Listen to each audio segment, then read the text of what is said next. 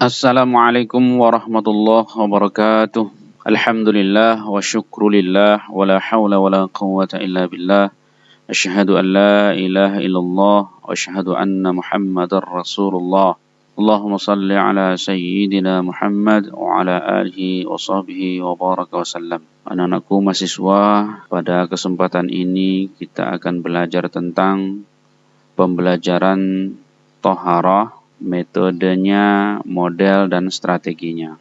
Baik, kita mulai pembelajaran thaharah. Materi thaharah antara lain materi pembelajaran najis, hadas kecil, istinja, hadas besar, haid, mimpi basah, mandi wajib, dan tayamum.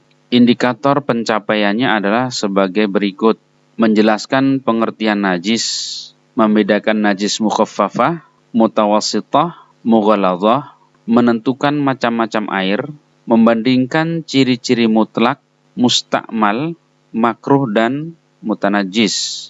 Membaca kemudian menjelaskan masalah istinja, menjelaskan pengertian hadas kecil, mengidentifikasi ciri-ciri hadas kecil, menyebutkan contoh yang termasuk hadas kecil, menjelaskan pengertian istinja, menjelaskan hukum istinja, menjelaskan adab buang air, menentukan alat-alat yang dapat digunakan untuk istinja, menjelaskan pengertian wudhu, menentukan syarat dan rukun wudhu, menunjukkan sunnah wudhu, mengemukakan hal-hal yang membatalkan wudhu, menjelaskan pengertian hadas besar, menjelaskan contoh hadas besar, menjelaskan pengertian haid, menunjukkan ciri-ciri darah haid, membedakan darah haid dengan darah istighadah, menentukan siklus darah haid, menjelaskan pengertian mimpi basah, menjelaskan pengertian mandi, menjelaskan macam-macam mandi, menjelaskan syarat, rukun, dan sunat mandi, menjelaskan hal-hal yang mewajibkan mandi, menjelaskan pengertian tayamum, menjelaskan syarat dan rukun tayamum, menjelaskan hal-hal yang membatalkan tayamum, menjelaskan sebab-sebab tayamum. Untuk mencapai indikator-indikator tersebut dilakukan dengan melakukan kegiatan pembelajaran di kelas, yaitu membaca dan menelaah berbagai literatur untuk menentukan konsep yang benar dan jelas tentang najis dan macam-macamnya. Kemudian membaca dan menelaah berbagai literatur untuk menentukan konsep yang benar dan jelas tentang hadas kecil dan melakukan tanya jawab seputar hadas kecil. Lalu membaca materi, melakukan pengamatan terhadap tema wudhu, menuliskan hasil pengamatannya dan memberikan kesimpulan. Membaca dan memahami materi haid, mengidentifikasi ciri-ciri dan siklus haid, membaca dan memahami materi mimpi basah, mengidentifikasi ciri-ciri dan waktu mimpi basah, membaca dan memahami materi tayamum, kemudian tanya jawab. Baik, selanjutnya materi thaharah pada sekolah dan madrasah. Pengertian dan landasan hukum. Menurut bahasa, thaharah artinya bersih dan suci. Menurut istilah, thaharah berarti membersihkan diri dari hadas dan najis.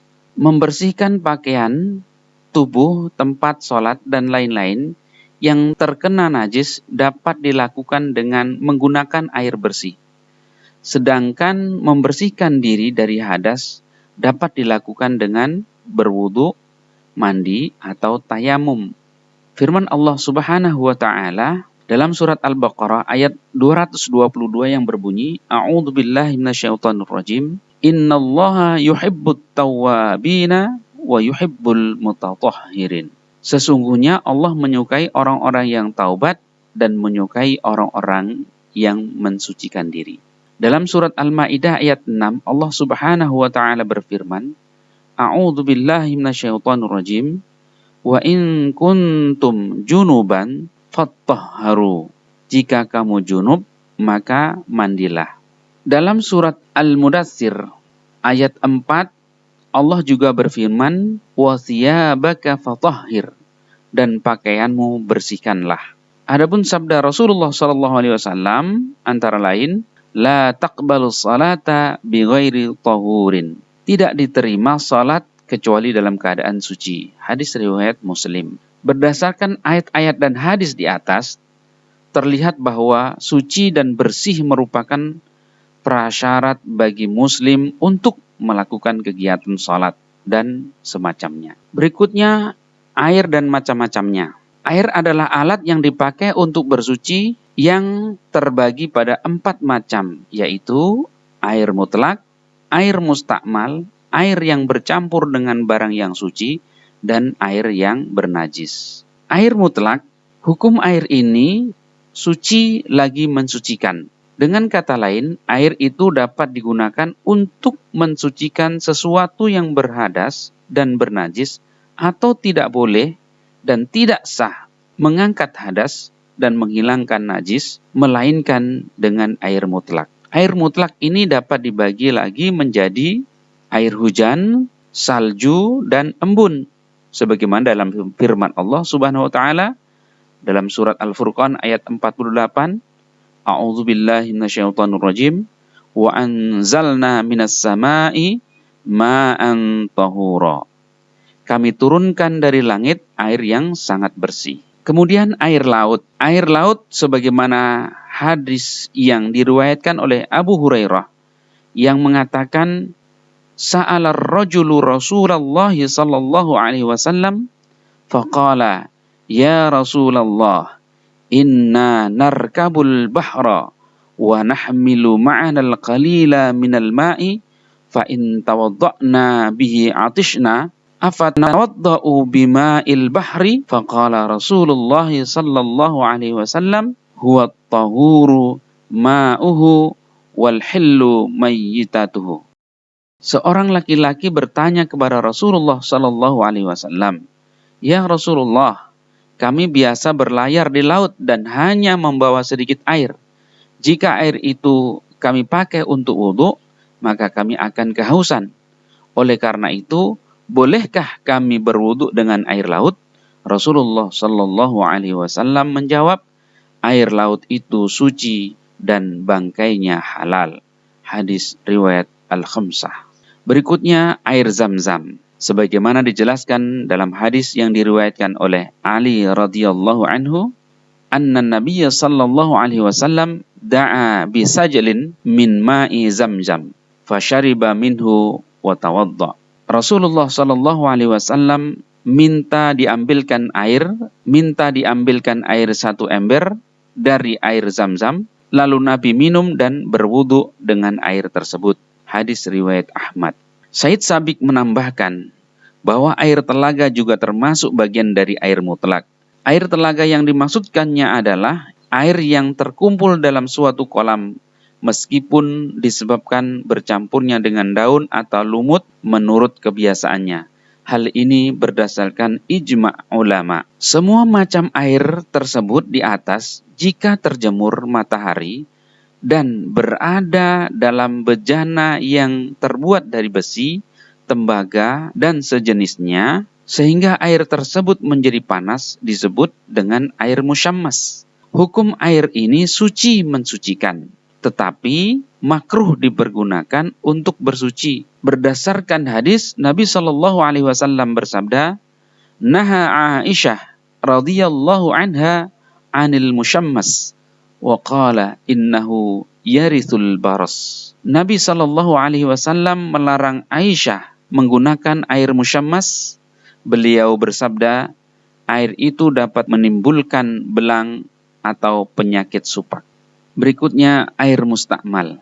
Air mustakmal adalah air yang telah dipakai untuk bersuci. Air ini suci, tetapi tidak mensucikan atau tidak boleh dipakai untuk bersuci. Namun kalau belum berubah rasa dan baunya, masih tetap sebagaimana dalam hadis Nabi Shallallahu Alaihi Wasallam yang berbunyi, Khalaqallahul ma'a tahuran la yunjisuhu syai'un illa ma ghayyara ta'mah aw rihah. Allah menciptakan air itu suci dan tidak ada sesuatu pun menajiskannya kecuali jika berubah rasa dan baunya. Jika membersihkan najis dari badan pakaian atau bejana dengan air mutlak, lalu berpisahlah air bekas basuhan itu dengan sendirinya atau dengan jalan diperas, maka air yang terperas itu disebut juga air mustakmal. Air semacam ini hukumnya najis karena telah bersentuhan dengan benda najis walaupun itu tidak mengalami perubahan apapun. Air itu tidak dapat digunakan lagi untuk membersihkan hadas atau najis. Berikutnya, air yang bercampur dengan benda yang suci. Air yang berubah sebab bercampur dengan benda yang suci seperti teh, kopi, sirup dan sejenisnya, maka hukumnya jika telah hilang kemutlakannya sebab berubah bau dan rasanya tetap suci, tetapi tidak mensucikan, maka hukum airnya adalah suci bagi diri sendiri, tidak mensucikan bagi yang lain. Berikutnya, air yang bernajis.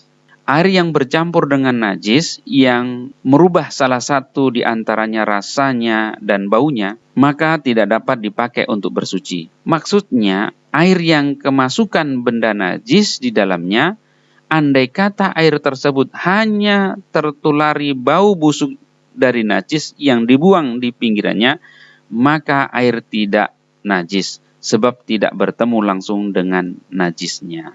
Berikutnya, istinja. Istinja adalah membersihkan kubul dan dubur sesudah buang air besar dan buang air kecil. Istinja dapat dilakukan dengan salah satu cara sebagai berikut. Pertama, membasuh tempat keluar najis dengan air sehingga bersih. Kedua, membersihkan dengan batu sehingga bersih. Sekurang-kurangnya 3 buah batu atau benda-benda lainnya yang kesat sebagai pengganti batu. Ketiga, membersihkan lebih dahulu dengan batu atau benda-benda lain yang kesat, sesudah itu membasuhnya dengan air. Jika tidak ada air, istinja dapat dilakukan dengan batu sebagaimana Rasulullah SAW bersabda, "Idza dhahaba ahadukum ilal ghaid falyadhhab ma'ahu bi thalathati ahjarin yastatibu bihinna fa innaha tujzi'u anhu." Apabila di antara kamu pergi untuk buang air besar, maka pergilah dengan membawa 3 buah batu untuk bersuci sebab batu-batu itu mencukupinya. Hadis riwayat Abu Daud, Ahmad, Daruqutni dan Ibnu Majah. Adapun syarat-syarat beristinja dengan batu tersebut adalah: pertama, batu atau benda yang kesat itu suci dan dapat menarik najis. Kedua, tidak berasal dari bahan makanan atau dari benda bahan pembangunan masjid. Ketiga, tempat keluar najis dibersihkan sampai bersih. Keempat, najis itu belum kering. Kelima, najis tidak berpindah dari tempat keluarnya atau tidak melewati ujung kemaluan atau daratan yang terkatup ketika berdiri pada tempat buang air.